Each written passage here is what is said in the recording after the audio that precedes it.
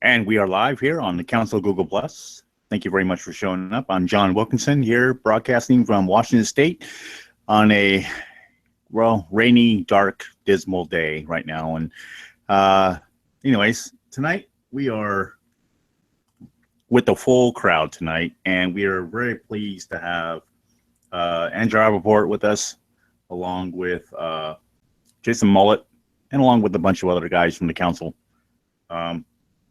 We were talking earlier kind of about Calvinism and such, and just all the other little nuances that we all kind of face whenever we're dealing with other people who are not so thrilled about Calvinism. But we also are going to just tackle whatever other topics we want to talk about. So you forgot about our modalism. Oh yeah, we were talking about modalism too. Molinism. Yeah, our little confusion with modalism and modalism and Molinism. Yeah. Yeah. My bad. Anyway, is there any atheists out here tonight, or what's going on? I'm an atheist. Groovy. Okay. We're sorry. Yeah, that's not really groovy, but Groovy? yeah, that's not groovy. No, it's like, great. I'm really glad. No, it's just that's just an odd. What is this? The 70s? You're right. You're right, brother. It's just a word I like you saying. All right? That's all right. I mean, I know, brother. I got a little Bruce Campbell in me. yeah, all right? that's what I was gonna say. It's like groovy. Groovy. That does sound like Bruce Campbell. Groovy. So, what? Any questions? Well, why are you an atheist? That would be my question. I just don't see. I find arguments against things like theism persuasive, and I find arguments for theism unpersuasive. What's your best argument for atheism? Well, there's one of the arguments is lacking any reasons to believe that God exists gives me a reason to believe that not to believe that God exists. Let me really quickly say that. Lacking reasons to believe that God exists gives me a reason to think that God does not exist. So your argument really is lack of evidence is evidence of absence? Not necessarily. No, it's not that. But I can understand where issues arise with that. You're basically saying there is no reason to believe in God, therefore I don't believe in God. It's not that there is no reason. It's that I do not see the arguments as being persuasive or holding any force in terms of establishing a God, certainly a God of theism.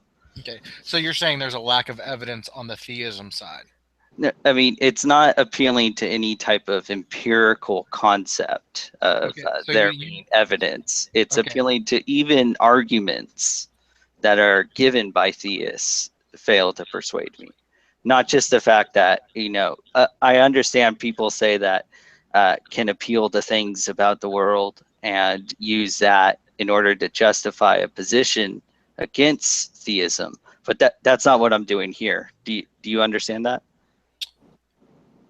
You might have to repeat that because I kind of got lost in what you were saying. Sorry. That's okay. Fine. That's probably more my bad. But you go ahead. I'm not appealing to anything in the world in order to inform the argument I just gave. I'm appealing to the fact that I find theistic arguments unpersuasive. Okay, what standard are you using to evaluate the arguments on the theism or atheism side?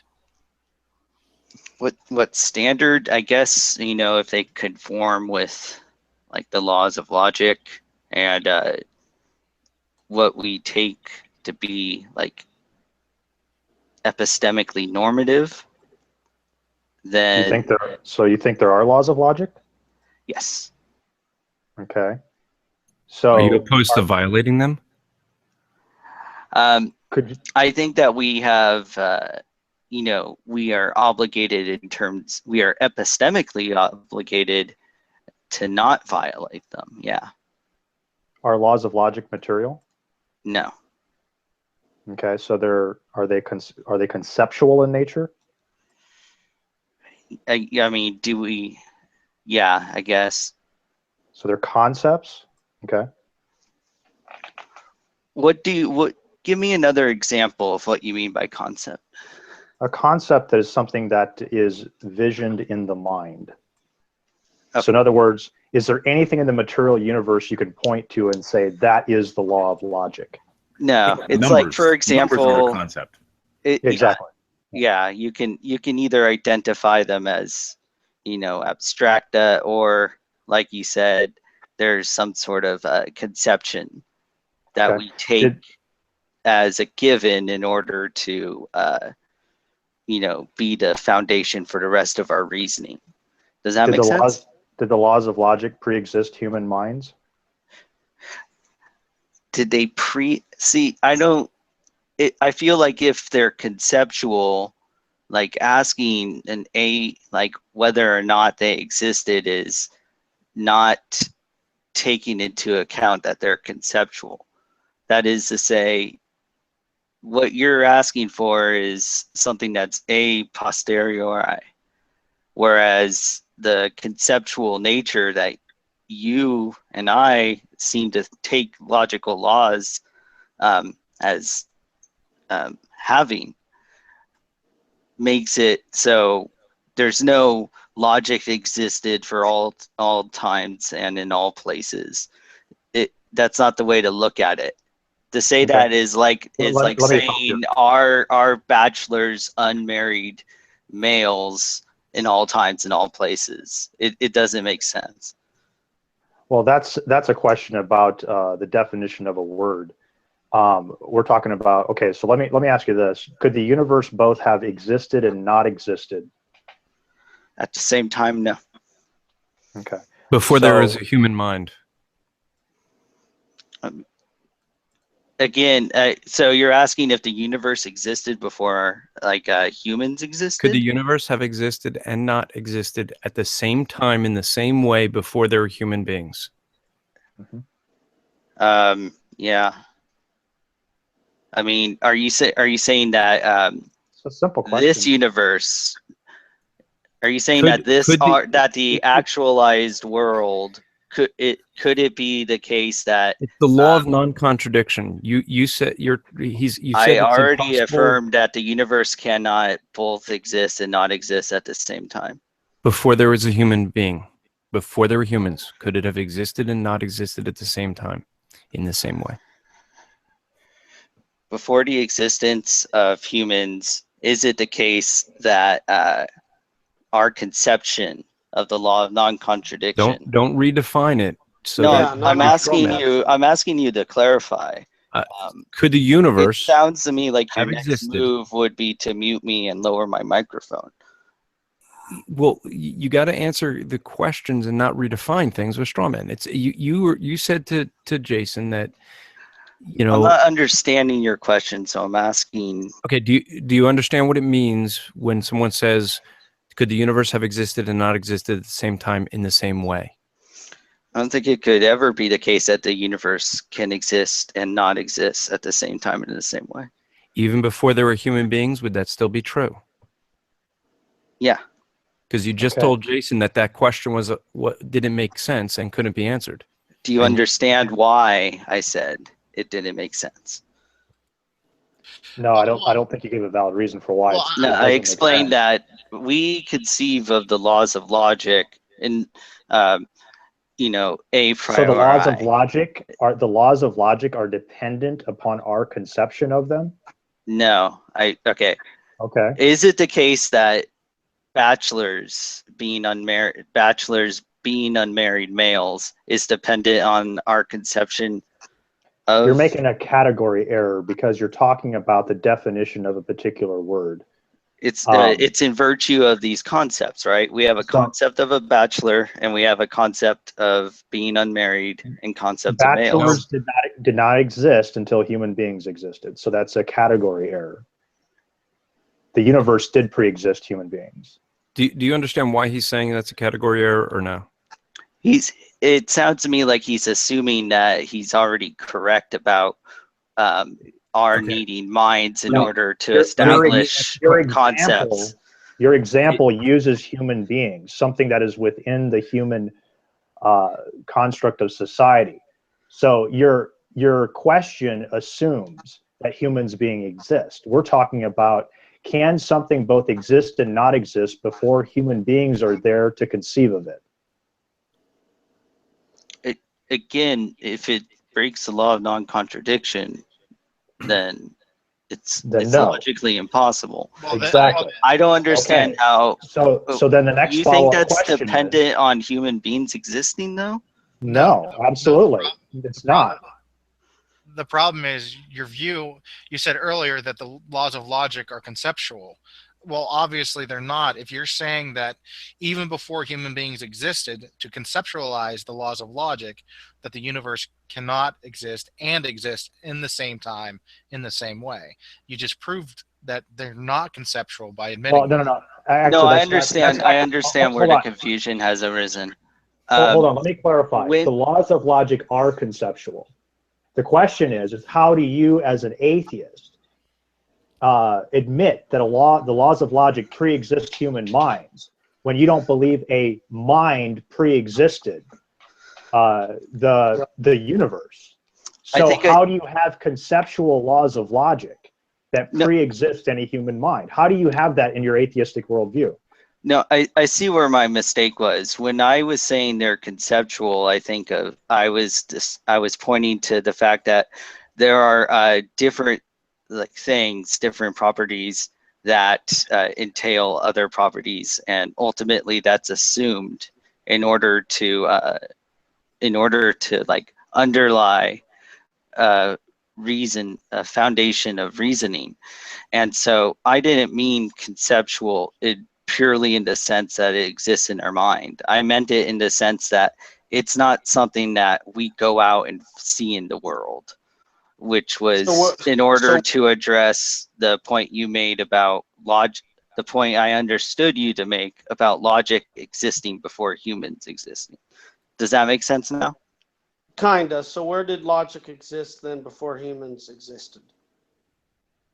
Okay. Where is logic's ontological existence? See, I don't think that logic requires an ontology. Okay, so how did logic arise?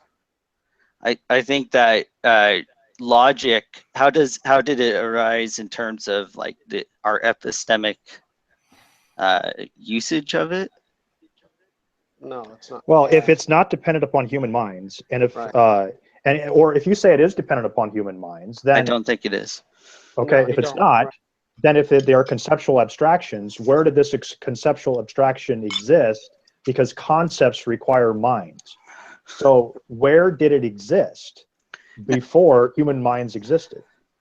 I think I don't think you need to worry about ontology when it comes to logical truths. So it seems to me like they're true in virtue, in virtue of their nature and in virtue of their application in order to understand the rest of the world.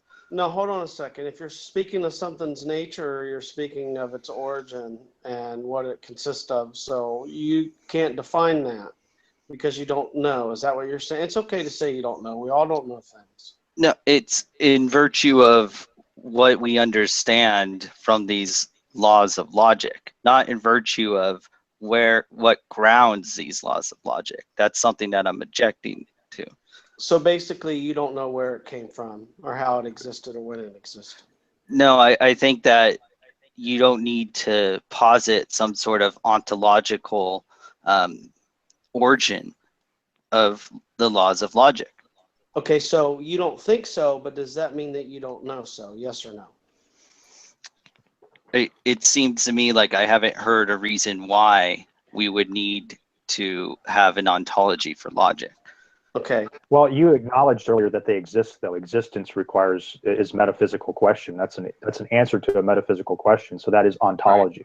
Right. Okay, So when you said that they exist, you admitted that they have nature and properties. And so my question is how do you ground that? Since they're conceptual is one of the properties of the laws of logic, they're conceptual abstractions. How do you account for that since you don't believe any mind pre-existed the universe or pre-existed human beings? well, I'm confused. Would you say that the number 2 exists? Yes, it exists in the mind of God. Okay. You see it as something that is predicated upon God's. Okay. How do you account for numbers? I think that there's an instrumental utility in understanding numbers, maybe in terms of like, I don't know, Platonism as abstract objects, as brute facts. I don't like, but if the ontology of mathematical truths is something I'm unfamiliar with. if we're just chemical reactions and that's all we are, how do we account for concepts like numbers?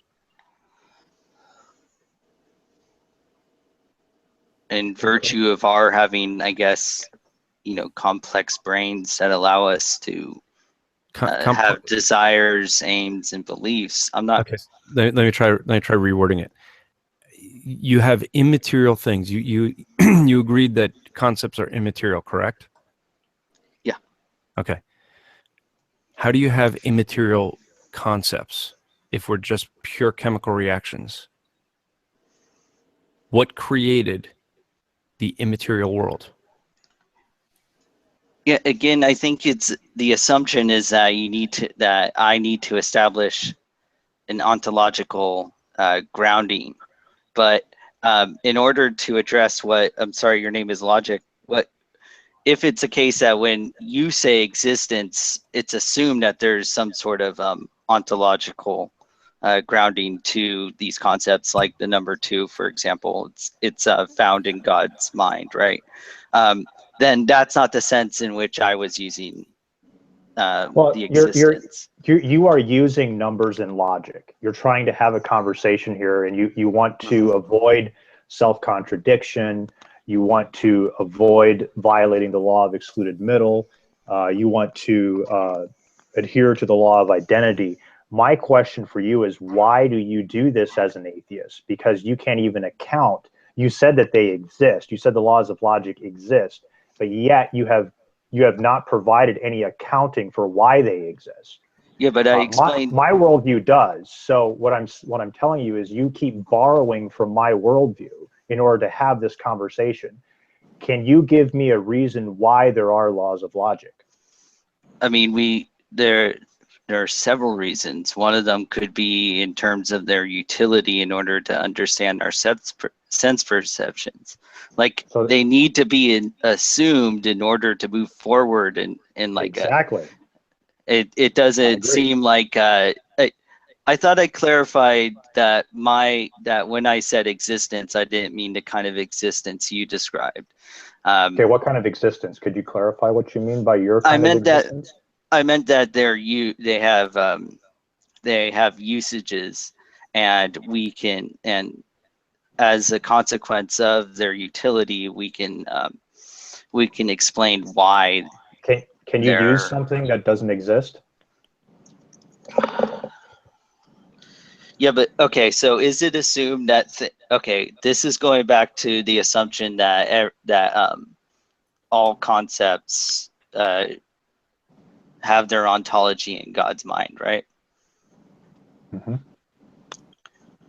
So would it be a fair description of the laws of logic to say that they are dependent upon God's mind? Well, they're part of God's nature. I wouldn't say, I don't know if I would say it in the same way that you said it, that they have like an ontology in God's mind. They're part of the nature and being the ontos of God himself. So they are simply a part of God's own nature. The laws of logic exist because that is God's nature, to be logical and to be rational. There is no law that exists outside of God that governs the way that God has to work. That would make something above God. God is the source of all things. And so that's how I would say it as a Christian theist. Right. In other words, logic was created based upon God's nature. So, well, it wasn't really created. It exists as part of God's nature. So it's not really a created thing. We adhere to it because we are, and the universe obeys it because God is the creator of the universe, and the universe. Well, yeah, I see what you're saying. Yeah. They're grounded in the being and nature of God himself. Right. So the laws of logic existed before God created the universe. And that's because it's the same way as the moral law is based upon God and his very nature. So it sounds to me like if you run a similar dilemma to the Euthyphro dilemma against your idea of the laws of logic, you would say that you would go with the horn that says the laws of logic are contingent upon the mind of God. Yeah, like the Euthyphro dilemma is something good because God says it's good, or does God command it because it is good? There's a way you can formulate it against the claim about laws of logic. Is God's nature logical in virtue of its nature alone, or is it logical in virtue of a standard outside of his nature? Yeah, in other words, because God says it, is it logical, or is God say it because it is logical? So you could use the Euthyphro dilemma in the same way. The thing is there's a third option for both of those, and so it's not because God arbitrarily. It's a false dilemma, exactly, because we as Christian theists say that both logic and morality is grounded in God's nature himself. So it's not because God arbitrarily commands something and therefore it is good and therefore it is logical, or that there is a law that governs God above him that he has to do this. They're grounded in his very nature and being. God is logical. God is good. Be careful, Jason. He's now gonna tell you what you believe. We went through this last. Well, the issue that Andrew ran into and was unable to address, maybe you can address it, is that I did address it. I called it a straw man. It sounds it's called like a straw man. It was addressed. It was addressed. It's called a straw man. And when you told me what I believed, that was proof that you realized it was a straw man and you couldn't argue it. Okay, so I'm going to explain the concern that I brought up that I felt that Andrew failed to address, which is you are claiming that because God, you're saying that God is the standard for our understanding of the laws of logic, or the standard of the laws of logic. His nature is. And so in virtue of that, it would be the reason why something A equals A and A doesn't equal not A isn't what is it? It would go against his logical nature, but it's not arbitrary at the same time. It seems to me like that's the third horn that you guys are positing to get out of the false dichotomy you described earlier. Yes. Yeah, they're grounded in his very nature. So it's not God does not arbitrarily command them. Well, and the issue is, and I said this to you before, and this is why you're having such a hard time. You're defining the wrong thing. The question is, how do you define what good is, not how do you define what God is? Two different things. You keep wanting to address the nature of God by how you define good. That's backwards. I keep pointing that out to you, but you keep going back to it, and you have to go back to it because you got nothing else. We're talking about the laws of logic, and it seemed like you didn't understand the point I'm about to make now, which is it sounds like you're committing. It sounds like you're committing the naturalistic fallacy. You're saying because God's nature is logical, we ought to follow his logical thing. You're defining the wrong thing. No, logic is what it is because it is what God is. Okay, so now you have. So now, so Joe, we should. Hold on, Joe, you got ought we follow the? Ought we accept? Andrew, you hold have on two a second. people. Would you mind if I lay out the argument instead of you interrupting me? Thank you. Yeah, yes, you are. Issue. I agree. You have the two issue people that try to explain to you the same thing now. So now, will you admit that no, you haven't established how you're not committing the naturalistic fallacy. That's the problem I established, and that's the thing that you're failing to address. Okay, how could we be failing to address when you're not dealing with what we're actually saying? Tell me that. Okay.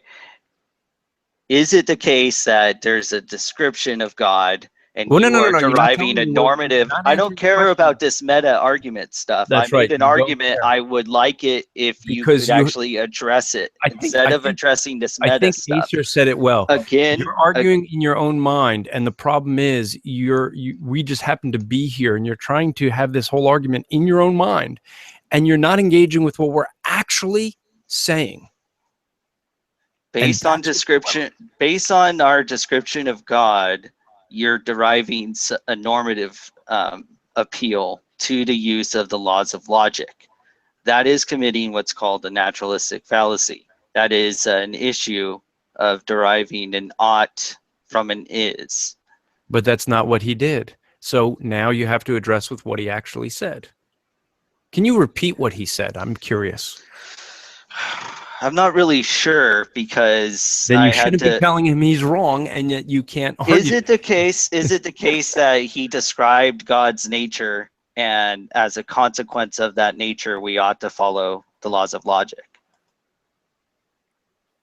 Okay, so now I'm going to put it out to everyone else here. This is you failed to address. I tried to describe what I thought logic.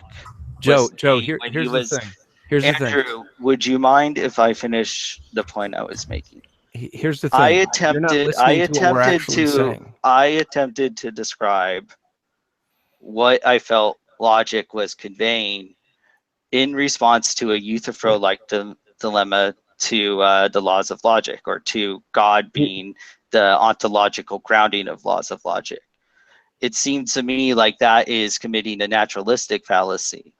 Okay. Now, I would be more than happy if it's a case that you guys are not saying because God's nature, or because his nature is logical, we ought to listen to his commands with respect to logic, because that would be committing a naturalistic fallacy. And I'm trying to help you guys out. I don't want you guys to Joe, it's a naturalistic fallacy, right? If you want to help us out.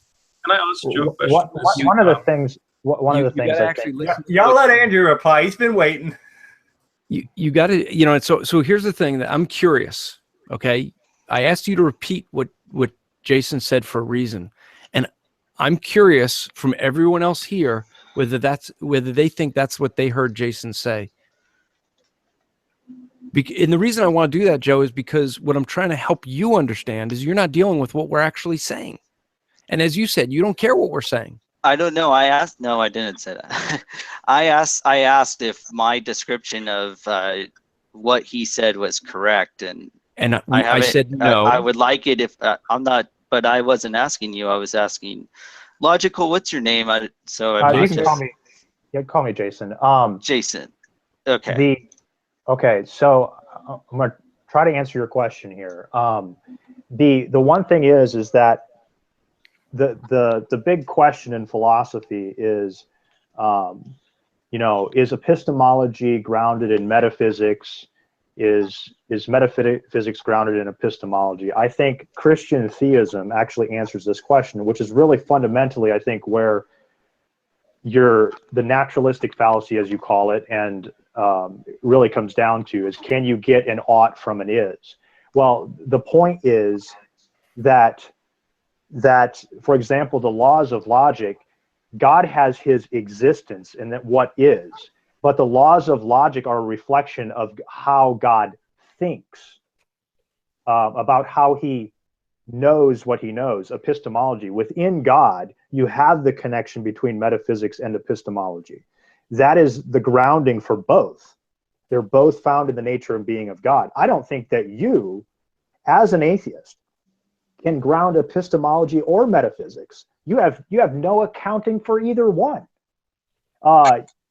And so the question really comes down to this is you keep using the laws of logic as if they are a standard, as if they are an absolute standard. So my question for you is, how do you ground? Why do you keep assuming them as a standard if you can't tell me why they're a standard?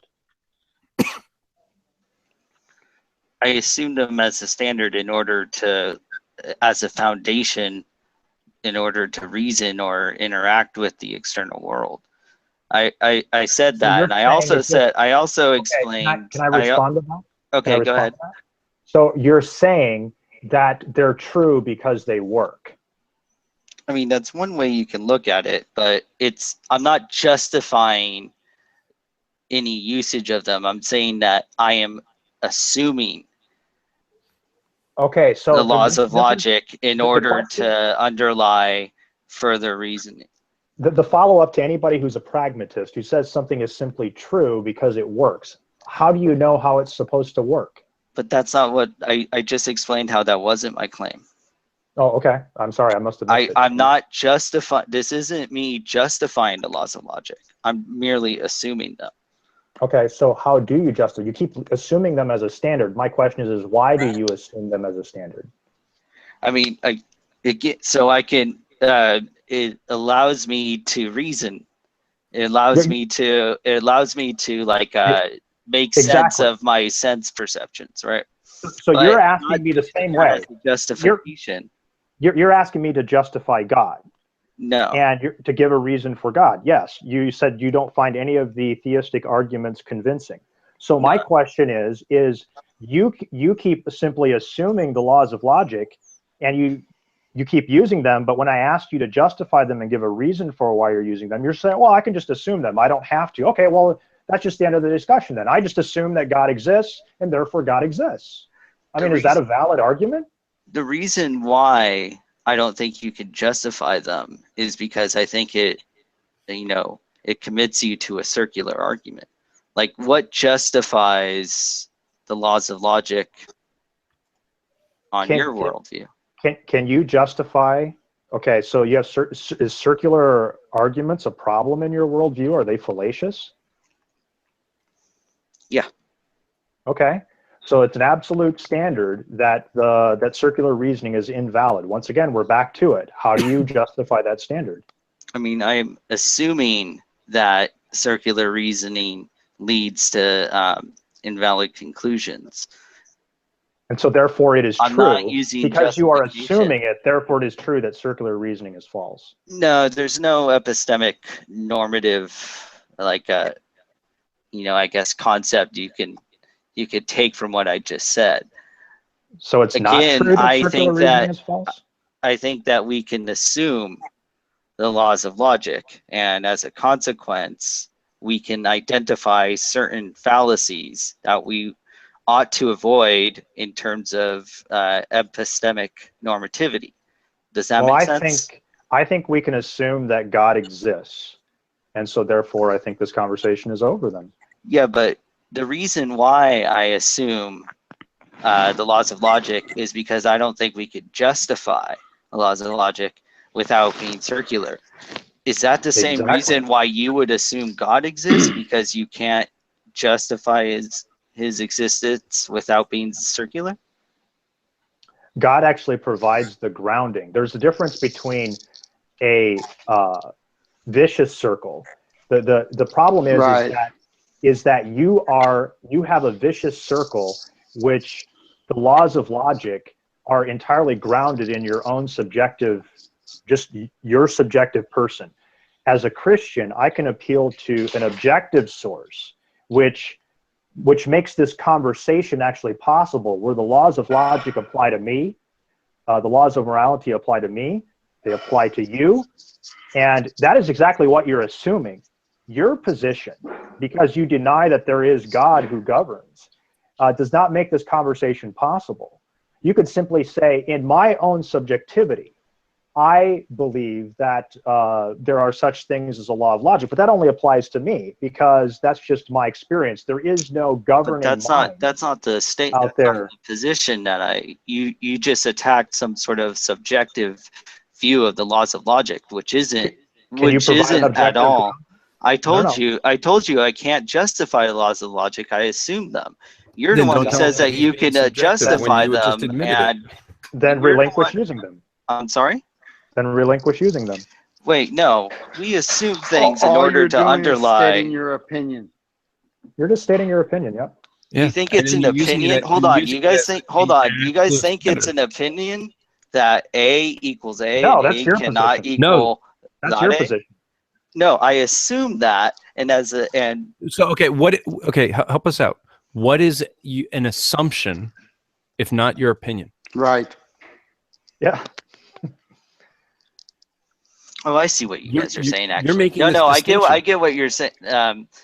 I don't understand how that somehow invalidates the laws of logic. I assume God exists, therefore he exists. Do you understand how I pointed out that was a problem? It seems to me like I pointed that out earlier. I assume the laws of logic exist, therefore exist. They exist. You have the same problem. No. There's no therefore. Again, I'm not. This isn't a justification. Joe, I'm not justifying the laws of logic. Do you understand that? We're not justifying. There's no therefore. There's no therefore either. I want to explain. I want to take a brief moment and explain something here. But I asked a question, and it doesn't seem like that was really addressed. Because you ignore the answer, Joe. Go ahead, logical. Let logical explain something. I want to take a moment to explain something, and I want everybody to be able to grasp. So my question isn't going to be answered? Okay. I will answer your question. I want to explain something because something very important has happened here that I want people to recognize. So we have two things going on here. I'm sorry, what was your name again? Joe. So Joe here says that he assumes the laws of logic, okay? And I assume the existence of God. So we both are assuming things, so different strokes for different folks. We each have our different circle. And that's just, the conversation ends. These worldviews cannot talk to each other because he's got his assumptions, I've got my assumptions. There's no connection point.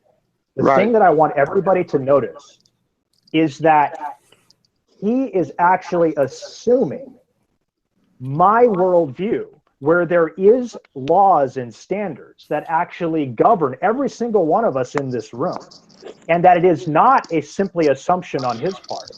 He's not applying his actual standard. He is saying that it is only his assumption, his personal assumption, and that's it. But yet he is applying it universally, which he can't do from his position. So that's the thing that I want everybody to recognize, and this is why the atheist worldview has no capacity or ability to really engage in these conversations, because it's not just, one person has their assumption, another person has their assumption. He is actually borrowing my assumptions. He can't stand on his own. One thing to add, Jason, is when it was pointed out, as Paul tried to point out what his argument looks like by just taking logic out of it and putting God in the same phrasing. He goes, oh, no, that's a problem. You got a problem. But he can't see that the problem is actually his, because we took what he started with as his wording and replaced the word logic in there. That's exactly what Paul did, was take what he argued, put the word logic in there, and he can't see that the problem still exists. The problem's logical by saying, I assume God exists because I assume God, then then logic exists because I assume logic, is the same logical error. Right. True. Again, you're saying that I'm trying to justify the laws of logic. I'm not trying to justify the laws of logic. Hold on a second. Hold on. You guys have said quite a lot. Although, Joshua, go ahead. You haven't talked it a bit. Well, Paul hasn't either, so I defer to Paul. Paul, if you want to say something. I'm not saying that you are trying to justify logic no more than I'm trying to justify God. So if you say, I just assume that logic exists, therefore I can reason, well, I just assume that God exists, therefore I can reason. And we both have the same problem. No, okay. I think that this is just extending the issue of justification. It's assumed the problem is, in order to. Oh, you sound a lot louder. Go ahead. The problem is that I don't have to assume God. I can justify and ground God. You can't justify logic, so therefore you just assume it. And that's your opinion. And opinions are like wait elbows. A minute. Guess what? I have 2 of them. You just showed how your analogy, how it's disanalogous to compare the assumption that God exists with the assumption that that we can use the laws of logic. You said that there can be justification for God's existence, but that would counter my claim that I don't think you can justify the use of logic without appealing to some sort of circular and argument. that's the point. But you don't think that's I believe it's an issue, Jason right? made. No, Joe, what you say? There's a difference between a vicious circle and circular reasoning. Your argument. What is that difference? Hold on, Joe, because you're gonna let me speak real quick. What he's saying is he's basically using your argument, and he's trying to show you lovingly what your argument amounts to. And then he's saying, and what Jason was saying, what Andrew was trying to tell you as well, what I'm telling you, and then what Paul was telling you. Yeah, let's use your argument and show you what your argument really is saying.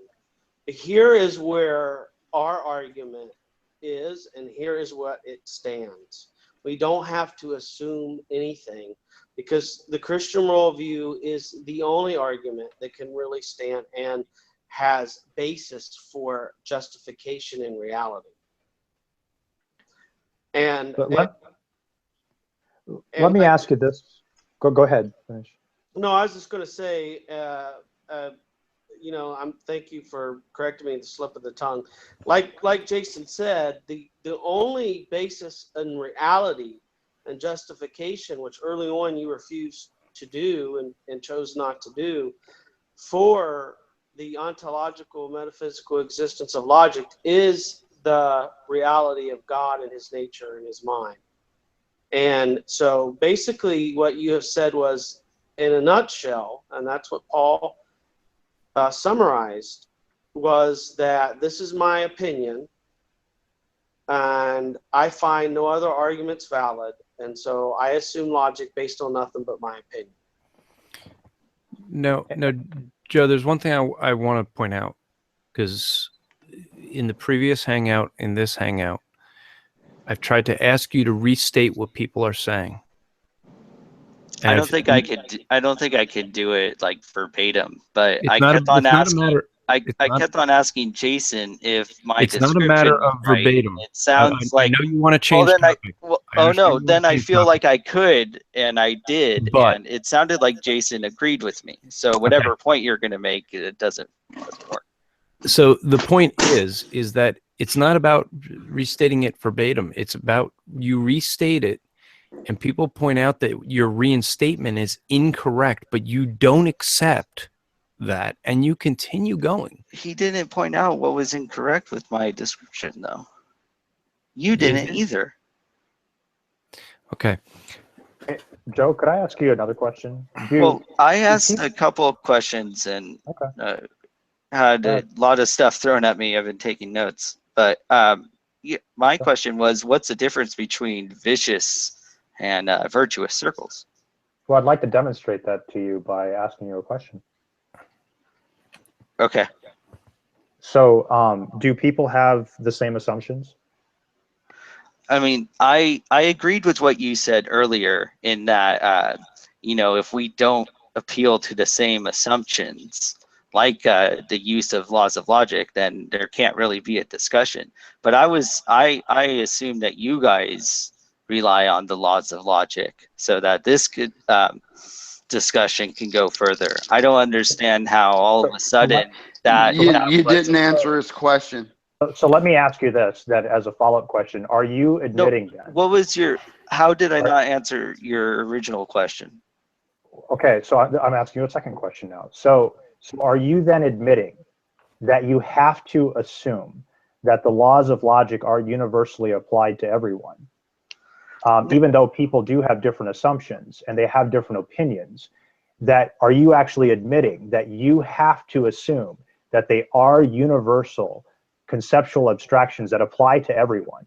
And then explain to me how that does not assume my worldview, where I actually do have the position that God is the standard in his own mind, is the standard for how God thinks, is the standard for how everyone ought to think.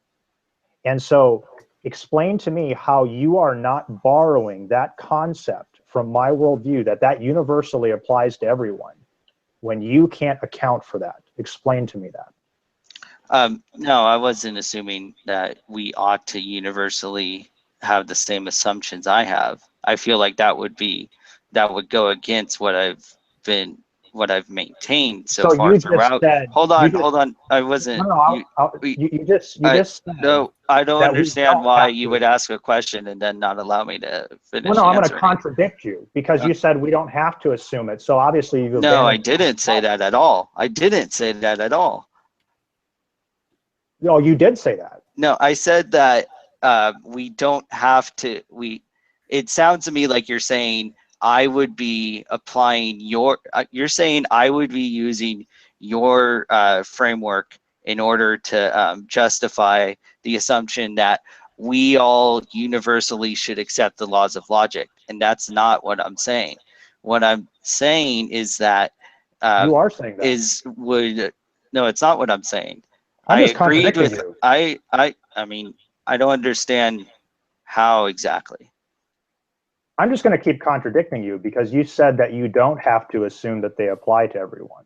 No, I'm just going to keep. I agreed with what you said earlier, which is that it doesn't seem like there could be like further discussion if the assumption that A equals A and the other laws of logic aren't held by the other person. I mean, can you imagine like a possible scenario where one person doesn't accept these laws of logic, can converse with another person who does accept the laws of logic? I can't conceive of such a scenario. And I think that because God exists. I mean, wait, you think that is possible?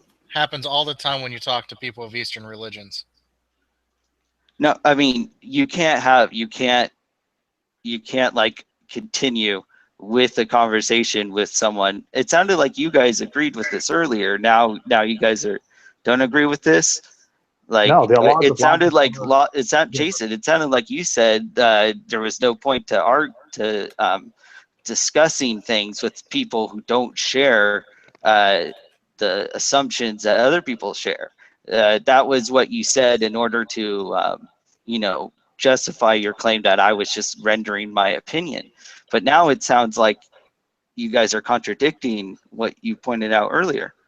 No, I don't accept that there are human beings that don't accept the laws of logic, even those who may at a particular time and place, like a thief. Well, absolutely, because I believe that God exists.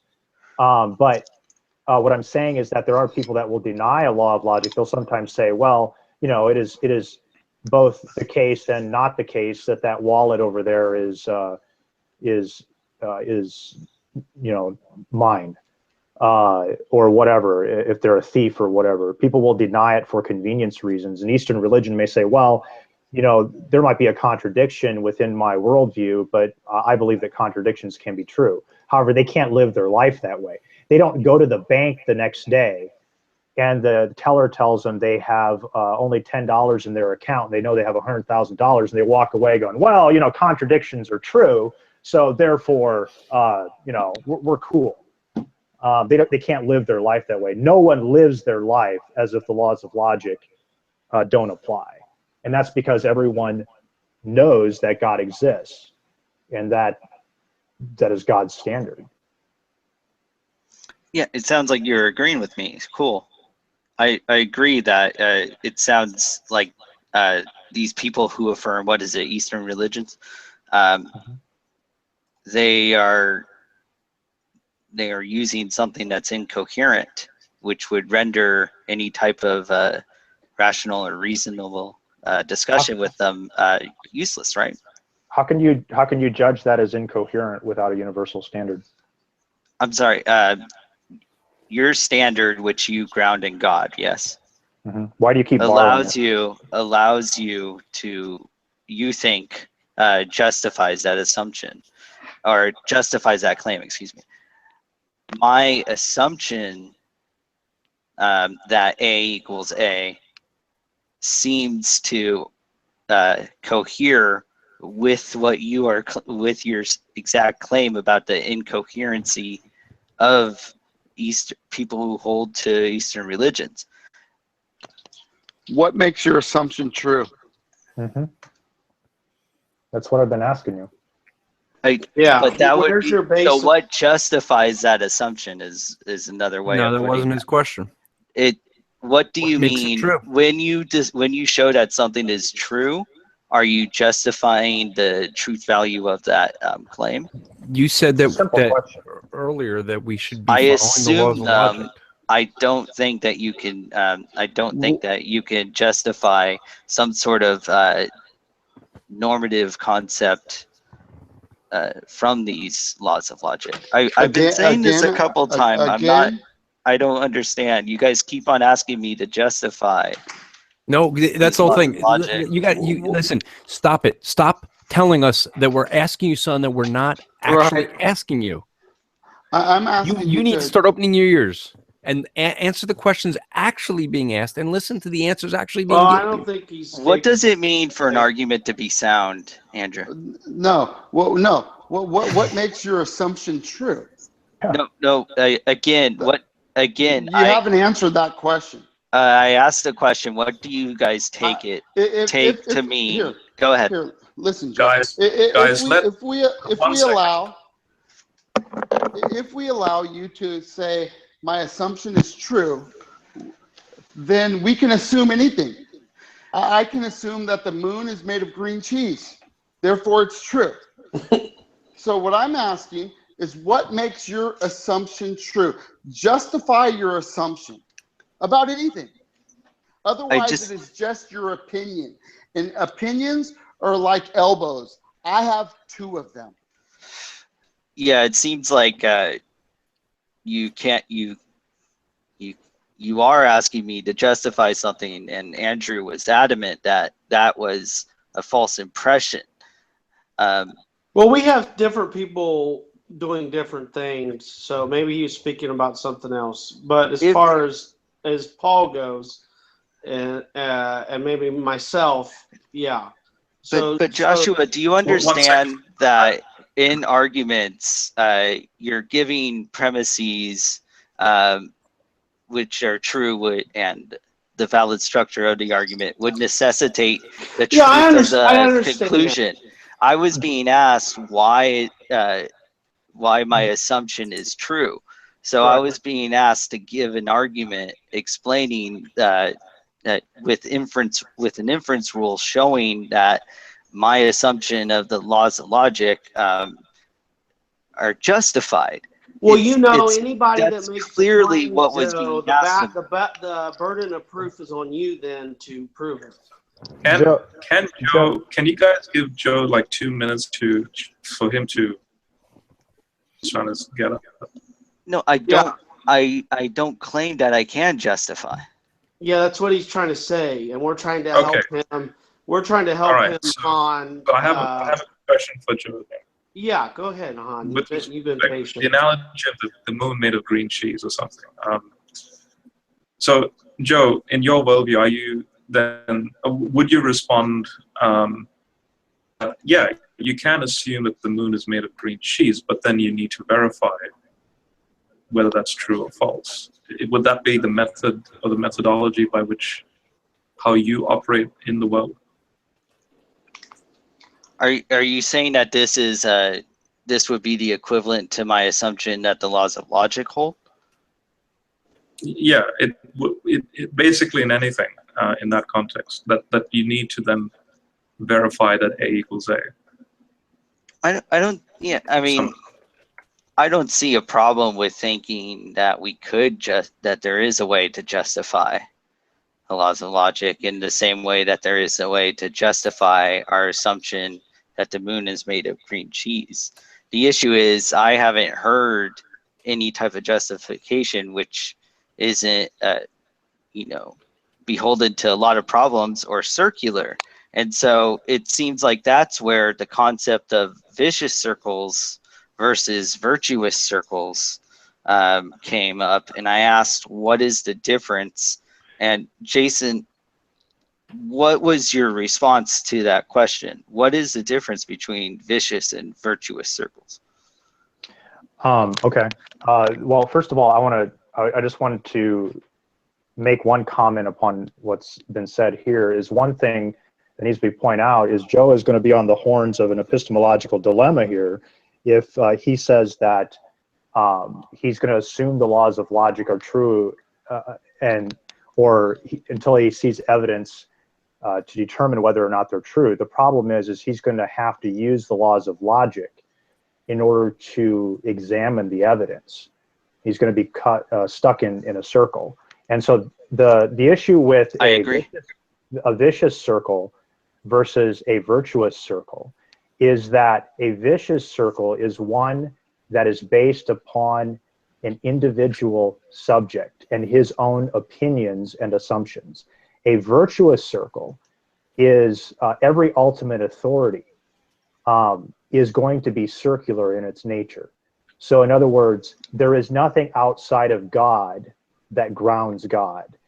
The difference between a virtuous and a vicious circle is that a vicious circle is that you are an individual subject and you are grounding everything on your own assumptions and opinions. And God, as the virtuous circle, encompasses all human beings and all of reality and provides a grounding for the experience of reality that all of us have. And so therefore, the circle of God as the ultimate authority is virtuous because it encompasses everyone and all of our experience. And when you, as a subjective individual, try to ground it all in you, who made you God? Who made you the authority for the laws of logic? Who made you the authority for the laws of morality? There are 7 billion people on the planet. There is if everything is based upon just the subject's experience, then we've got 7 billion ultimate authorities running around the planet. That is a vicious circle. Excellent. What is a virtuous circle is when you have an ultimate authority that can actually account for all transcendentals, including the laws of logic and morality. And Excellent. it provides a reality that everyone can function in. And what you keep doing, Joe, is you keep borrowing from that virtuous circle of God, where there are transcendental universals that apply to everyone. You keep borrowing from that virtuous circle when all you can account for is your own vicious circle. Okay, Touché. so a couple issues. You're saying that because God is the final authority, it's okay for God for there to be a circular reason establishing the laws of logic? Do you have a problem? All ultimate authorities will be circular. The point is which circle are you using? Are you using my circle as the one where God is the grounding of all things, or are you using your own claimed subjective circle? And the point is, Joe, you're not using your own subjective circle. You keep borrowing from the Christian one. What justifies the claim that all logical frameworks are circular? What justifies that claim? No, all ultimate authorities are all circular. Ultimate authorities are, what justifies that? If something is not an ultimate authority, it has to appeal to something above itself. It's not an ultimate authority then. Exactly. That's assuming that's already assuming what you're trying to explain in the first place. So tell me, Sanjo, why is it that when you seem to think that you see a circular argument with what these guys have told you, You've called it out as false and wrong. Yet, you don't see problems when you have a circular argument. Now, are circular arguments wrong? I mean, it seems like we all agreed that, circular reasoning is, goes against our normative understanding of epistemology. That was already agreed with. And so that's why I was confused as to why you can, so why really only special takes like pleading. a yes or no. Yeah, but Andrew, it sounds like you're not understanding the point I'm making. It sounds like I am, and I'd really appreciate it if you'd assuming. stop telling me what I do and don't understand and believe, because I continue to correct. I'm not. No. I'm saying that I presented a position, and I don't feel like that's been conveyed to you. I'm not. So I'm just. It's talking, a yes or no. I feel like you're taking this too personally. Bad. It's yes or no. Are circular arguments bad? Yes. Always bad. Yes. Okay. I asked what justifies. Let's not deal with all of the definition of virtuous versus vicious. Let's deal with the fact that both Jason That's and the Paul problem. That's the problem. Let's not deal with the main problem. Well, maybe if you'd stop talking over me and listen to what I'm saying, you would know what the main problem is. Okay? Stop dealing with things that you're trying to make as a problem that aren't being addressed.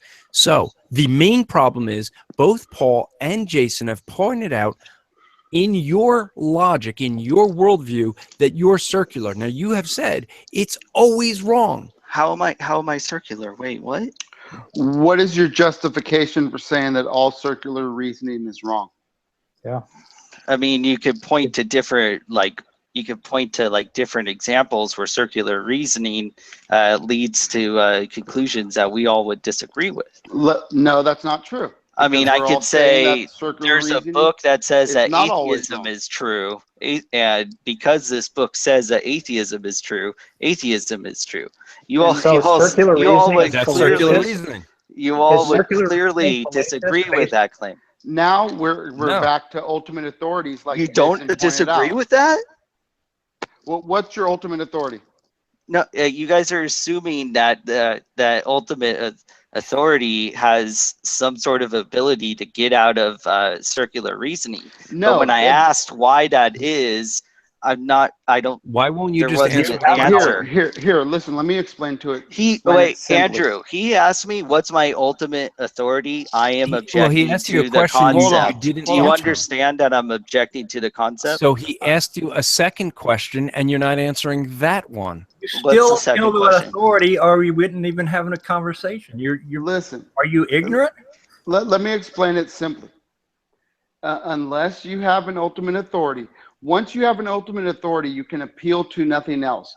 So it becomes circular. It's not viciously circular.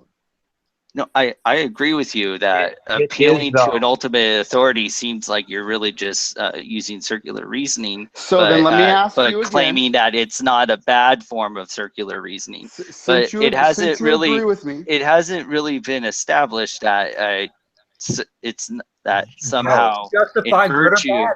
You say it's bad. How do you justify good or bad? Since you agree with me, what is your ultimate authority to establish that circular reasoning is absolutely wrong in all circumstances?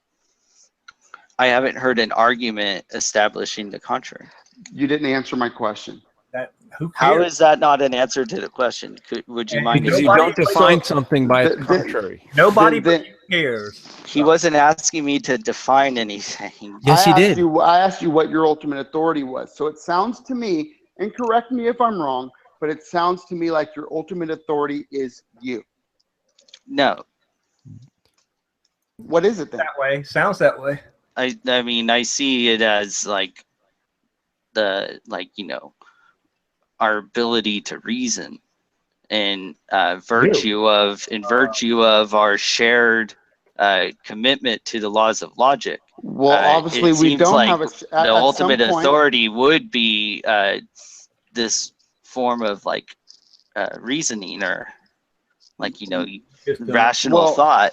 Well, you assume too much, because my ultimate authority is God and the Word of God and what is revealed by Him in Scripture. So is that your ultimate authority? Otherwise, it's not shared, and then we have a problem. Yeah, I have a problem with using circular reasoning to justify certain views that I hold. Yet you do it, and it's been pointed out to you several times. So if you have a problem with using circular reasoning, then stop it. What exactly? I don't understand what I'm doing that's circular.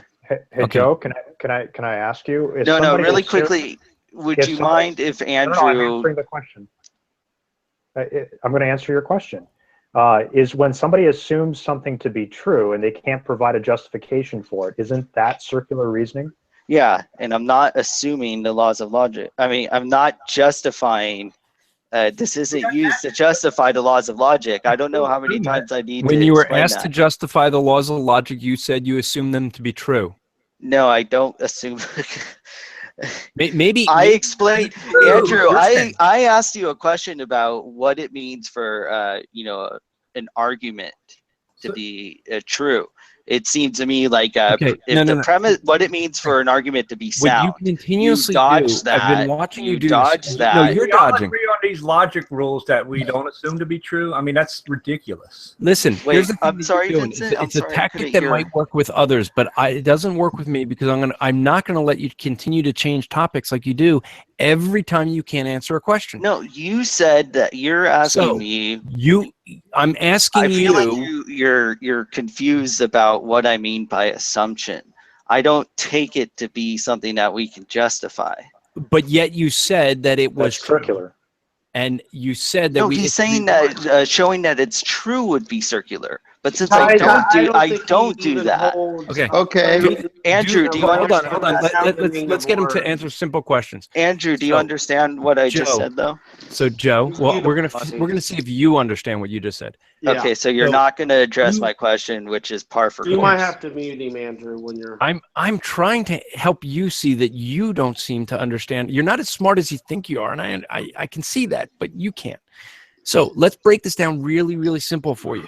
Okay, are the laws of logic always true? I don't feel like I can justify that claim. I've explained that to you several times. Right. He doesn't know what truth is, nor does he claim.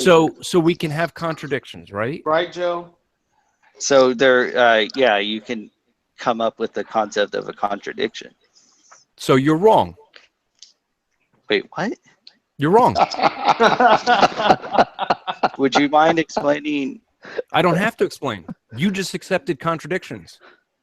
Yeah, but no, wait a minute. For you to argue, that you're right. Now I see what you're doing. For you to argue you're right and I'm wrong. You're using circular reasoning in order to explain why I'm wrong. You're using circular reasoning because you're saying that you're just. Let me explain why. No, all I did was enter your worldview. I don't assume. Okay, I'll ask it again. I mean, I keep on saying that. I'm sorry, everyone. Can contradictions exist? How do you justify a normative stance towards contradictions? Okay, I asked you if contradictions existed. I'm going to start tallying all the questions I've asked you that you failed to address.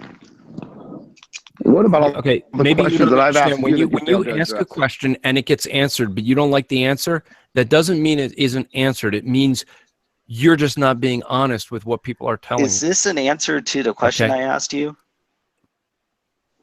Yeah, you asked me about circular logic. We're sticking on that, and I know you want to switch off that because that's not what I said. This is exposing the fact that you have a problem. That's not what I said. So now you said you accept contradictions, and I said you're wrong. Now, is that a problem? I asked you whether or not you can justify your assumption that contradictions are why would it even matter if you could without appealing to circular reasoning? Go ahead, Josh. Josh, it's really hard for me to hear you. I apologize. What's wrong with circular reasoning? You haven't given us any justification for that. I did. Do you guys? But you use circular reasoning to do it. No. Yeah, Joe. Why would it matter if he justifies anything? You really don't think justification exists at all? What? Vincent, you asked why I think I think it's wrong. I gave an example that it would you would agree that it would be wrong to say that there's a book that says that atheism is true, and you ask me, well, how does it demonstrate that atheism is true? And I simply say, well, it says that atheism is true. Okay. You would disagree with that, right? I wouldn't say the book's correct, but do you see it? do you see how I just established that circular reasoning? You don't know what I'm laughing at. I'm not laughing at what you said. Well, Vincent, the next issue. The next question. The next issue is me saying, look, if you can identify a way where there isn't an example of, purely vicious circular reasoning, I'd like to hear it. But when I asked, how is it not just like a special pleading or ultimately reduced to yet you more circular reasoning to just appeal to the concept that there's a final authority. Here's the thing. Let me sum this up. Hold on. Let me sum it up. So here's what we got. Joe, you want us to justify things, but when you're asked to justify things, you say, well, you really don't have to justify it. When I say I can't do it without being circular. Could you not? So you just avoid justifying. That's all you do. Yeah. I don't feel like I don't like to be true. No, okay. I don't like holding positions that are based off of circular reasoning. So but you hold to it. But you still hold you guys feel that you could justify. Joe, we don't mean to be laughing at you, but you keep telling us that we don't understand. Andrew, you can't see what's clearly in front of you. And I understand that at when least you 11 the tactics you do is you constantly talk over people. Go you ahead. Constantly change topics. You constantly try to use big words to impress people, or maybe. But what you're doing is not answering the questions and not dealing with things logically and in a way that's being honest. Now, it's been pointed out to you time and time again by 3 different people tonight, one in a previous hangout, now 2 here, that you're using, what you're saying is always wrong circular arguments. You'll say contradictions didn't exist earlier in the discussion. Now you say their contradictions could exist. Well, if contradictions exist, I can say you're wrong and you shouldn't have a problem with it because you accept contradictions.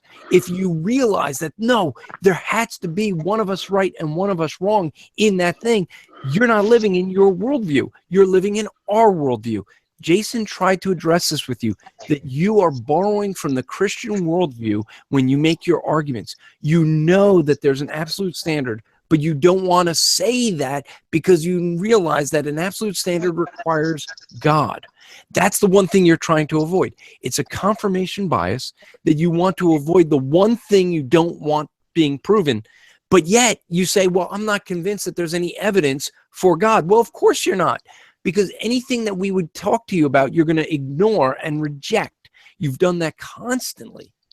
You've done that when you ask for definitions of things. I gave you a definition in the previous hangout, and you ignored it and went on with what you said was my definition.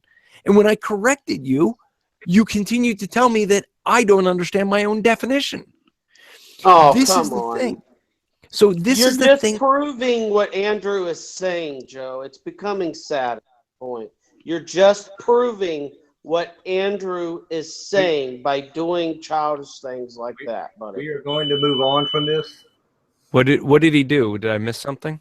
You did. He said you're psychoanalyzing him. And all the while I'm thinking, that's my favorite Disney right there. Go on, preach, brother. That's my favorite Disney. I feel bad for. I mean, I want to help the guy. I do too. And that's why I think we should just preach the gospel. It's sad that someone look. You have Paul come in. You have Jason come in. Both trying to point out the same thing independently, and it's not.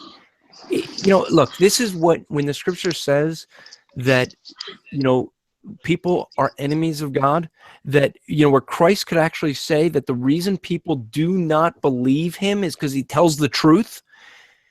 People who hate God don't want to know the truth, because we all inherently know, because of the way that we're created, that we're accountable to God. Right. And I understand that, Joe doesn't want to have to be accountable. No one wants to deal with that. Okay. None of us are going to want to have to deal with the fact that in our sin, we're still accountable to God. And yet there is a day of judgment. Every one of us, there's a day appointed for every one of us that we will face God. He created us. And I think it was in the earlier hangout that he kept asking, why do we have to obey God? Is it because he's good? No, we obey God because he created us, and we are accountable to him. And we're not going to have to stand before him and say, well, I didn't know you existed. No, God put the knowledge of him in every one of us. That's the very reason that nobody goes on to Muslim hangouts or writes books to say that the Muslim God doesn't exist, because everyone knows that God doesn't exist. There's no one that goes and tries to write books about Santa Claus not existing, because everyone knows Santa Claus doesn't exist. The only people that would point this out, that the Muslim God doesn't exist, is those that have the truth to point out that these things don't exist. We do that with Islam. We do that with Catholicism. We do it with atheism. But the reason that the atheists will write books saying and spending all their time saying that they believe God doesn't exist is because they know he does. And they're trying to suppress that in unrighteousness. And it's heartbreaking to see a guy who seems to want to be intelligent and want to be honest in his dialogue, like Joe is trying. And yet he doesn't see what Paul's pointed out and what Jason has pointed out. Two men trying to do it in a loving way, pointing out to him. And the real issue is what's blinding him is sin. That's what blinds every one of us. It blinds us because we love our sin and we hate God because of our sin. Right. And the thing you need to do, Joe, is what Paul was saying earlier. You need to repent. The reason Paul said that he knows this is because he knows God. This is what you need. You need to repent of trusting yourself as a good person, is thinking that you have something within yourself that merits heaven or merits a righteousness, and trust in Christ alone. That would be my challenge to you. One thing I want to say, I don't know, Joe, if you're still listening, but one thing to consider and to ponder and think about is that I like this analogy given by Van Til, is that when we are dead in our trespasses and sins, and when we are against God, we are much like a young boy sitting on his father's lap. Yes. Slapping him in the face. And the only reason that we can do that is because our Father is graciously holding us up into that position so that we can actually do that offense against him. And in the same way, God has been gracious to you. God has been loving to you. He has given you so much. And at this point, you are using those gifts from God to turn it around and attack the very God who gave you life, who pours out his grace upon you every day. And this here is a call to repentance and to believe in the God who has given you life. Right. For the wrath of God is revealed from heaven against all ungodliness and all unrighteousness of people who by their unrighteousness suppress the truth, since what can be known about God is evident among them, because God has shown it to them. For his invisible attributes that are his eternal power and divine nature have been clearly seen that since the creation of the world, being understood through what is made. As a result, people are without excuse. Joe, you are without excuse. And as a result of being without excuse, for that they knew God, they did not glorify him as God or show gratitude. Instead, in their thinking became worthless, and their senseless hearts were darkened. Claiming to be wise, they became fools and exchanged the glory of the immortal God for images resembling mortal man, birds, four-footed animals, and reptiles. Therefore, God delivered them over to the desires of their hearts. And I pray that sincerely, God hasn't delivered you over to the desires of your heart.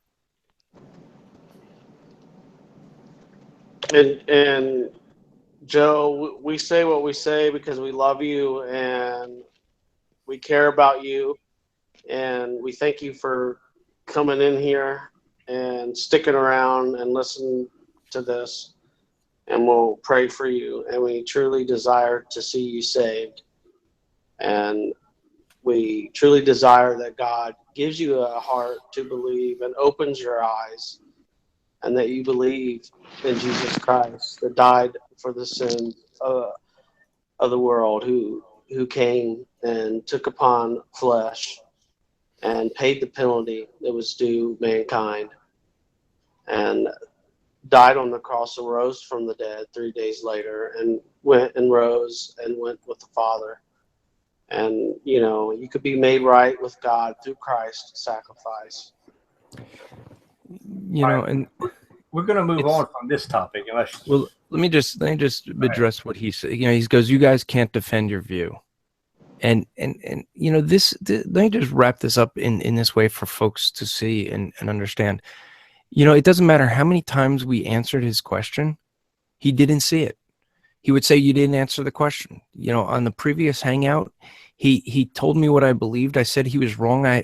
He asked me how to answer son. I said it's a straw man. That is an actual answer.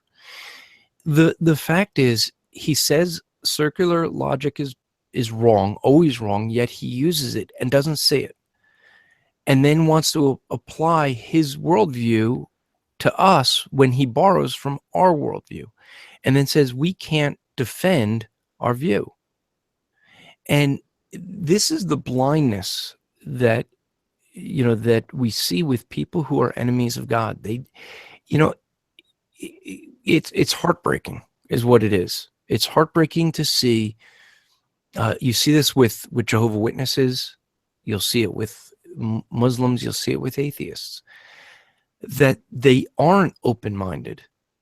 They're very closed-minded because they cannot try. They don't even try to understand another person's point of view. It's something that if we're going to have honest discussion, we have to try to do what we can. And I think Jason really tried in this hangout to be an example of that, in trying to understand someone else's point of view and deal with what they're actually saying. Joe had trouble doing that, and then turns around and says we can't defend our worldview. The issue is we need to dialogue with people and listen to what they're saying, not to what we want them to say or we think they should say. And that's the thing that people need to do.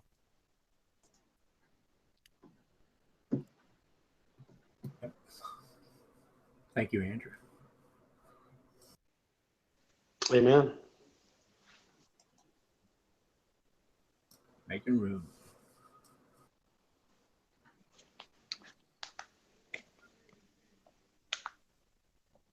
All right. Any other topics?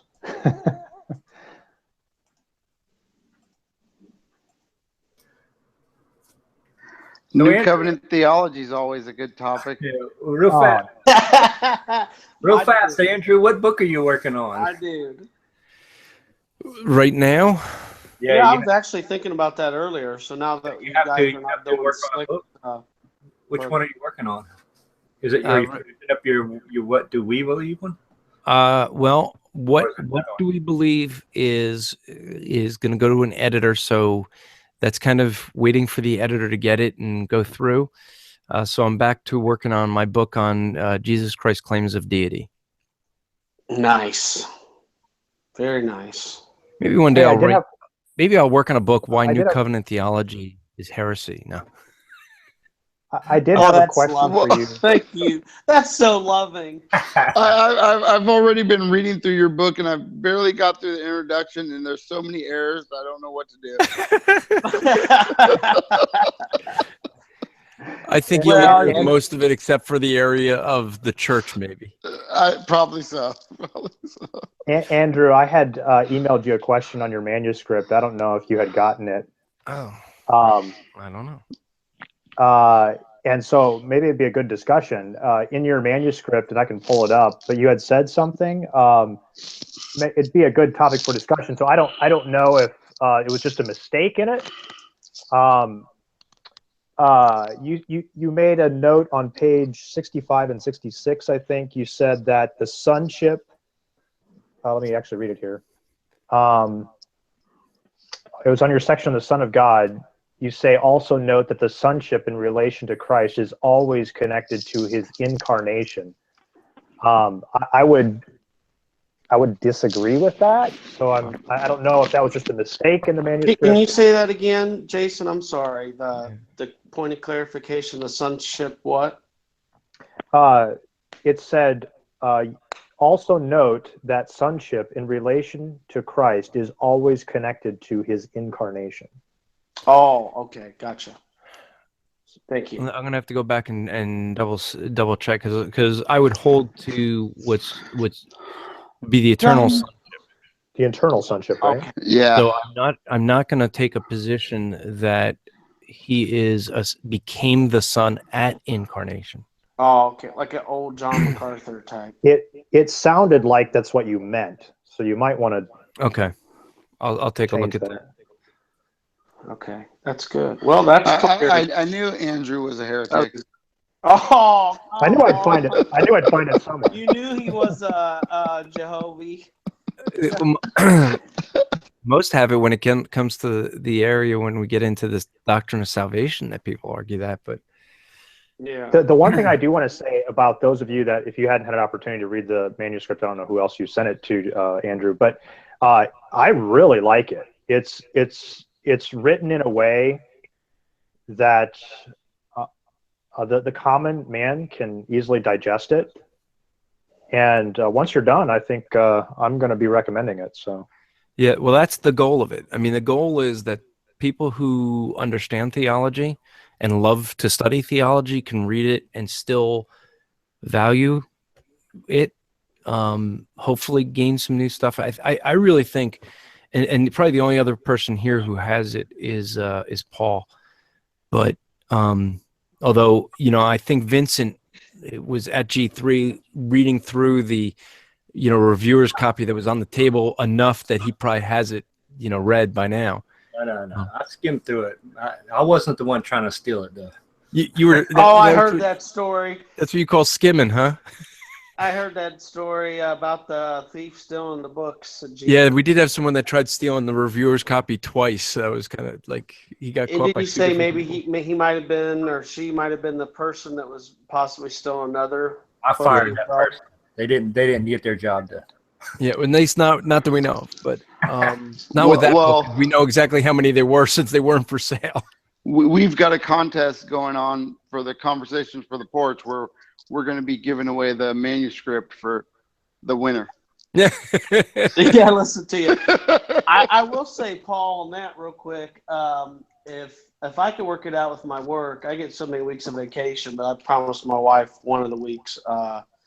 But if I could, the other week, I typically have to break it up. But if I can get my work to do it, I talked to my wife, I will be coming. So, well, that would be excellent. We'd love to have you there. Yeah, so I'd like to come for the fellowship. But just keep in mind, he also told me he'd love to have me there, so they accept anybody. Well, then I would be in good company because I'm anyone like you. So that's true. That tells me they dug a hole to put the bar in. So right. We've got 150 seats. We're hoping to fill 55. Well, no, I mean, when I heard of the fellowship and who's going to be there and the plan to evangelize, you know what? I'll tell you what. I was telling somebody earlier today, man, when I first started to really get to know Andrew, that I knew he was a man of integrity. I know he really tried to get me to come to Ohio Fire. He did everything in his power and then some. The dude went the extra mile. but my work would not let me. It just wouldn't happen.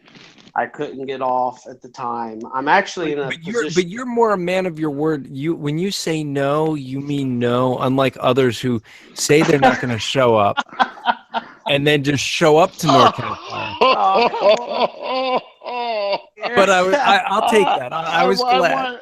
I wanted to surprise you, brother. I'll say this about Andrew. I give Andrew a hard time all the time. I call him Rapture Port and whatnot. And there's things that we don't agree upon. But I've stuck by this brother through thick and thin. When brothers from days of old have rejected Andrew, I have stuck by him, and I will continue to do so. And he is definitely, if we want to say, a man of God, Andrew is. And I'm proud and honored and humbled to call him brother. Well, thank you. Amen. I agree. I agree. But, yeah, I mean, you know, and I felt so bad. I told my wife, I'm like, this is when, like, say, shortly after I start talking to Andrew, I'm like, he's doing so much. My wife was like, wow, really, Josh? I'm like, honey. So Ohio Fair comes around again this April. So. Well, I know. Yeah, I'm gonna try to go if I can. So, Paul and Jason, did you guys get to chapter 2 yet in the manuscript? I was about halfway through. Oh, nice. I have to admit I haven't. I was planning on doing it. No, that's fine. The only reason I'm asking is, so what I deal with in chapter 2 is biblical reliability, and what I was trying to do, and this is why I'm curious to get your feedback. I deal with the topic of textual criticism, which is typically a pretty heady topic. I mean, guys like James White deal with it, and you just sit there, and most people go like, what's he saying? It's pretty detailed, and I really wanted to make it something easy to understand that everyone could grasp, and I was curious to see whether whether that came through. Let me give you a good story on that, Andrew. I actually had your manuscript on my laptop, and I was at work. This was just a few days after I started reading it, and one of the guys at work was talking to me, and he said he didn't believe the Bible was reliable because he had different reasons that it was put together by Constantine and all those things, and that it's been translated so many times and all that, the typical responses. Mm-hmm. I actually showed him the graphs in your book, and he's like, oh, I didn't know that. And so your book has already been used to talk to somebody. So. Oh, wow. Wait, okay. I saw something. It was actually really good. I like that section, by the way. Yeah, I mean that's the section I really want folks to get the most, because it's really trying to answer Bart Ehrman and the argument, because what Bart Ehrman did was really lay out a false argument to the masses that's different than he writes for scholarly work. And we need to have some people answer it. That's actually what I did was Dr. Anthony Svestro just came out with a book that's going to be saying. His book, I thought his book has something similar in it. In the book is the chapter from my book, What Do They Believe? That what we decided to do is I included that chapter in his book. What chapter? In his book? Yeah. I don't know. I didn't get a copy of his book. He's like, oh, don't take one of these copies. I'm going to give you a copy. I don't have it. I think it's. Here we go. There you go. Yeah. So what chapter is that? Like 9, I think. That is chapter. And he doesn't have chapter names on them. And Andrew, you don't have hardly any books, and I think you need to call the guy up and tell him. Yeah, I know. See, we'll have to see if Jason was to do this. Oh wow, let's not go there, because you have multiple sections, Andrew, and we don't want people to cover. You've told me before, bro. That ain't the only section. He keeps the heresy section. Chapter 10, okay. So yeah, so in chapter 10, so we put it in. Oh, so use. Let me look at that. What did it say? I didn't even look at it. Use with permission. There you go. The irony is, okay, it says use adapted user permission from What Do We Believe, which isn't even out yet. I thought when you were mentioning that, man, that sounds familiar. Where did That is funny, Yeah. Andrew. That's funny. And their book just came out. Your book's not out yet, and Aaron that's says like- Dan Wallace makes the same point that I do. Well, I probably stole it from him. That's all. No, without even realizing it. But I do have. I mean, I've gotten a lot from Dan because Dan Wallace is really the guy doing a lot of this work, and you know, it's stuff that has to be out there so people can have an answer. Yeah, you're right about that. There's a lot of people that will read Bart Ehrman and get half of what he gets, like you said. More of a look, atheists and Muslims both use Bart Ehrman. Yeah. As a proof, and it's like, you know, what drives me nuts is when I'll ask a Muslim that wants to use Bart Ehrman as proof for what they're going to argue, and it's like, well, wait a minute. You know, can we use someone from the Nation of Islam to make a case for, you know, against Islam, or can we use a Christian? And they'll be like, no. Why? Because they're not believing. Well, Bart Ehrman is not a Christian, right? You know, it's like, be consistent. Well, and the problem is Bart Ehrman has naturalistic assumptions which they themselves would deny, but they utilize them to argue against Scripture. Yeah, that's a good point. The same assumptions destroy their own worldview. Yeah. So they're being inconsistent. Well, because it's whatever works. Yeah, I mean, because they hate us so much. Some of them. If you're not willing to apply the same standard to your text, then I don't even want to talk. I mean, there's no need to talk to you. Yeah, they apply Ehrman's naturalistic assumption to Scripture, but they don't apply his naturalistic assumption to their own text. It's correct, just like, which they have a lot of problems because, you know, they want to argue that the Quran has never changed, and yet I've not met a Muslim that understands Islamic history that. And when I say that, I don't mean that some are denying it. It's in the third caliph has, you know, collected all the copies of the Quran when they were starting being written down, and he burned the abhorrent texts. Yep. And it's you know, not everyone understands. Not every Muslim knows the history, but those that know history know that this is what Uthman did. And so the question is, how do you know he burned the right one? Well, here's there were others. Here's the bigger, even interesting thing: that it was not written down mostly. It was in the minds of the people that they were supposed to, you know, memorize certain sections. Well, those people were getting killed off. Correct. Which is why they started writing it down. Yeah, then they started writing it down, but how do you know they got it's even worse than just the Uthman event. The Quranic text that they had today that they said is unchanged and is directly from God is really, I believe, a 1920 or 1915 collation that comes out of Egypt, if I'm not mistaken. It was an Egyptian school book. Well, so here's the thing that is really interesting is David Wood told me that a friend of his was in a speaker's corner in London with, I think it was 29 different Arabic Qurans, where he highlighted all of the differences between these 29 Arabic Qurans, and it was all based on where you bought it from. And so the one you might buy in Iran is different than the one in Saudi Arabia. And he highlighted them all and would point out that these are the supposedly unchanged, unedited copies. And yet they're not. It's not a translation. Like whenever they argue against us, they argue a translation issue. They'll talk about the English translations, and you know that right there's invalid. You know, really the issue is are there different Greek manuscripts, Hebrew manuscripts. Now we would say fine, there are, but they say there isn't in Arabic. And this guy was showing how there's like 29 of them. I think he said. We say that's how God, preserved our manuscripts by the multiple focality of the manuscripts.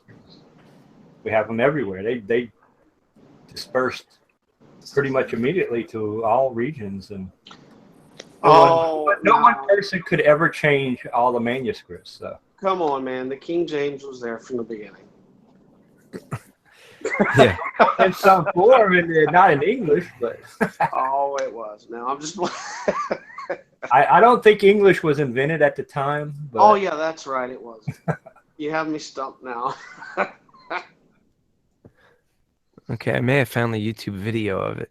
Oh, of where David Wood was. Well, it wasn't David. It's a friend of his. Oh, okay. Yeah, that's really interesting because I've heard that before from people, Andrew, where they say, no, they say, no, you can't read it because you're only reading the English and it's corrupt. And I was over there preaching in New York City once, and I almost lost my Quran because I quoted from the Quran, and a Muslim guy wanted to see it. So I handed him my Quran so they could see what I was saying. Mm-hmm. And he wouldn't give it back because I was an infidel. Mm. And so it was really funny. I turned and I said, let me give me my Quran back. He's like, you're an infidel. You can't touch this. You can't have this. And I turned and I said, well, that's not a Quran. That's in English. And it was funny because the other Muslims there had to agree. And so they argued for him to give me back my Quran.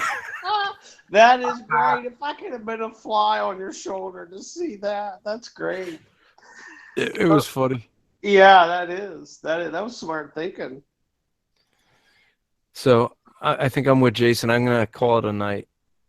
Yeah, I think, John, you're ready. We'll end the live hangout. We appreciate everyone participating. Like Jason, Andrew, everyone else. We love having discussions with you guys. And don't forget, some way, form, or another, we're going to have the Striving for Eternity Bible study tomorrow on Ephesians 3 is where we're at. So join us if y'all can. It's live at 7. What is it? 8 o'clock Eastern. It's 7 o'clock my time. So, 8 o'clock Eastern. So. Okay. Yeah.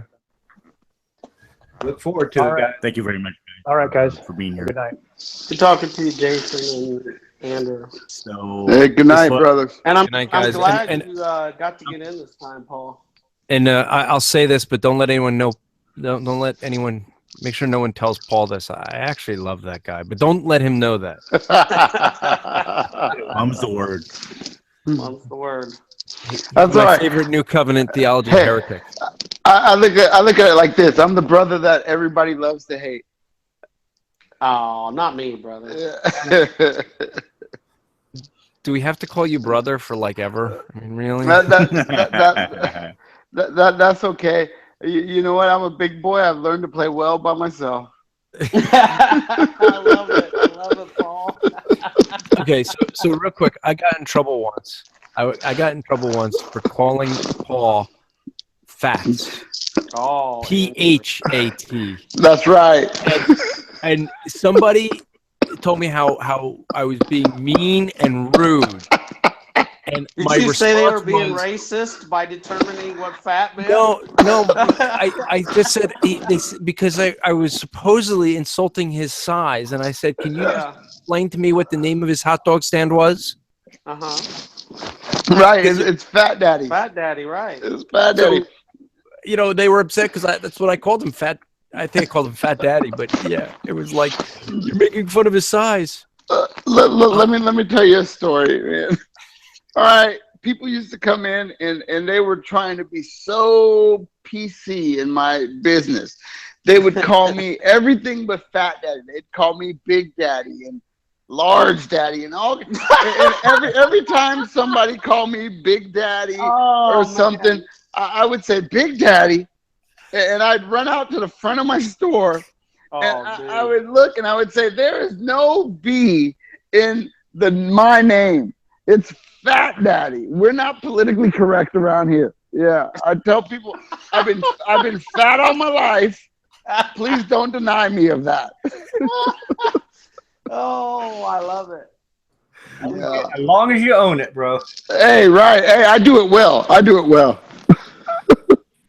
Oh man, what? That is It's Big great. Bone Daddy. Big Bone Daddy. Yeah. All right, guys. Thanks, everyone. We're going to end the live. Appreciate everyone participating. Thank you Join us very next much. week. And off for, it'll continue on. Anyways, this is John Wilkinson for the Council Google Plus. Thank you very much for listening. If you found any value in the show, give some value back. Take care, y'all, and see you next week.